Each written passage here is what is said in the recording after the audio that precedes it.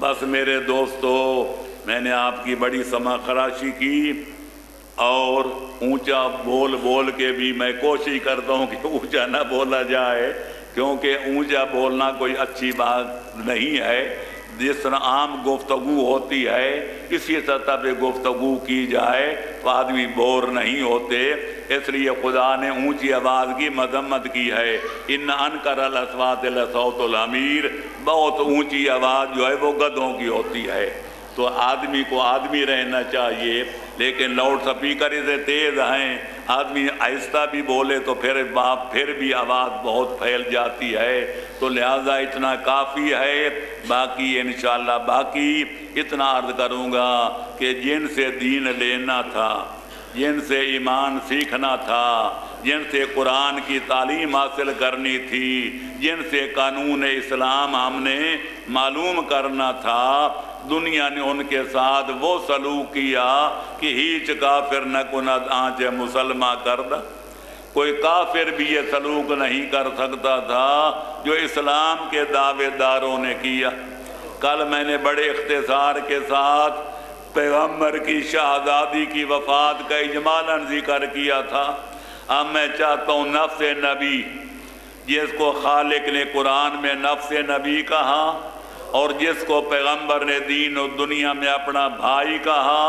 اور ہم نے جس کو اللہ کا ولی اور پیغمبر کا بلا فصل وسیع کہا، اور جس کو عام نے عقل مند بے عقلوں نے رب کی جگہ رب العالمین کہا، اس حیدر قرار کے ساتھ جو سلوک کیا گیا وہ بھی حضرت امام حسین کی شہادت کا ایک پیش خیمہ تھا۔ کوئی سوچ سکتا تھا کہ حیدر قرار جیسا اسلام کا خادم، اسلام کا ناشر، اسلام کا مجاہد، اسلام کے جھنڈے گاڑنے والا، اس کفر کے جھنڈے اکھیڑنے والا، پورے 23 برس پیغمبر اسلام کا ساتھ دینے والا مسجد میں جائے گا، حالت نماز میں ہوگا،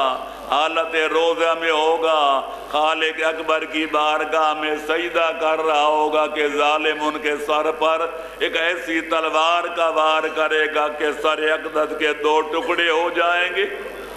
یا علی تیری ذات پر پوری کائنات قربان۔ اگر کوئی آدمی کوئی مرنے لگے تو کئی الٹی سیدھی باتیں کرتا ہے، لیکن جب مولا کے سر اقدس پر تلوار لگی اور سر اقدس کے 2 ٹکڑے ہوئے تو مولا کی زبان سے جو پہلا جملہ نکلا وہ یہ تھا کہ بسم اللہ و باللہ و علی ملت رسول اللہ۔ دشمنوں کو چیلنج کر دیا، کبھی کل ایمان کے ایمان میں شک نہ کرنا۔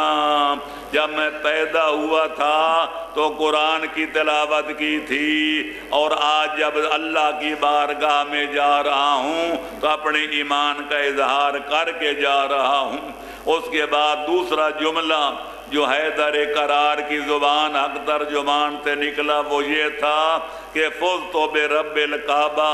مجھے کعبہ کے رب کی قسم علی آج اپنے مقصد میں کامیاب ہو گیا۔ امام حسن آگے بڑھے، دیکھا کہ مولا کا سر اقدس 2 ٹکڑے ہو چکا ہے، خون بہ رہا ہے، مولا خاک جو ہے مسجد کوفہ سر میں ڈال رہے ہیں۔ تو شہزادوں نے چادر بچھائی، اپنے زخمی بابے کو چادر پہ لٹایا، ایک طرف سے حضرت امام حسن نے پکڑا، دوسری طرف سے امام حسین نے، حضرت ابو الفضل العباس نے سہارا دیا۔ جب گھر میں لے گئے دعا کرو کسی عظیم باپ کی عظیم بیٹیاں اپنے بابے کو اس حالت میں نہ دیکھیں۔ علامہ مجلسی نے جلاء العیون میں لکھا ہے کہ جب شہزادیوں کی نظر اپنے بابے کی اس حالت پہ پڑی تو اتنا زارو قطار رونا شروع کیا کہ آسمان کے فرشتے بھی رونے لگ گئے، کیونکہ پہلے اپنی مادر گرامی کا صدمہ سہ چکی تھی، نانے کی جدائی برداشت کر چکی تھی، اب جناب امیر ان کے نانا بھی تھے، ان کی ماں بھی تھے اور ان کے باپ بھی تھی۔ جب ان کا سایہ سروں سے اٹھ گیا تو بیویوں نے اتنا بلند آواز میں گریہ کیا کہ آسمان کے فرشتے بھی رونے لگ گئے۔ حیدر کرار نے آنکھیں کھولی، دیکھا میری بیٹیاں بلند آواز میں رو رہی ہیں اور دروازے پر میرے صحابی کھڑے ہیں۔ فرمایا حسن بیٹا میرے قریب آؤ۔ امام حسن کو بلایا، فرمایا دروازے پہ چلے جاؤ، میرے اصحاب سے کہو اپنے اپنے گھروں کی طرف روانہ ہو جاؤ، کیونکہ مولا یہ برداشت نہ کر سکے کہ میری شہزادیوں کے رونے کی آواز میرے صحابیوں کے کانوں میں نہ پڑ جائے۔ میں اتنا عرض کروں گا،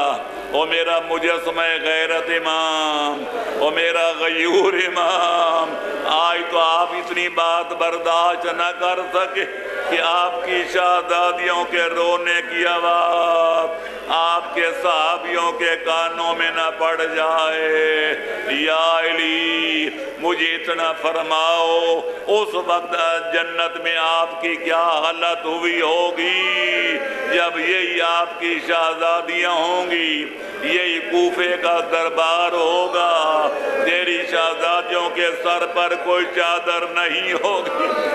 اور بیویاں جب دربار میں آئیں گی تو جناب زینب عالیہ ایک طرف بیٹھ جائیں گی،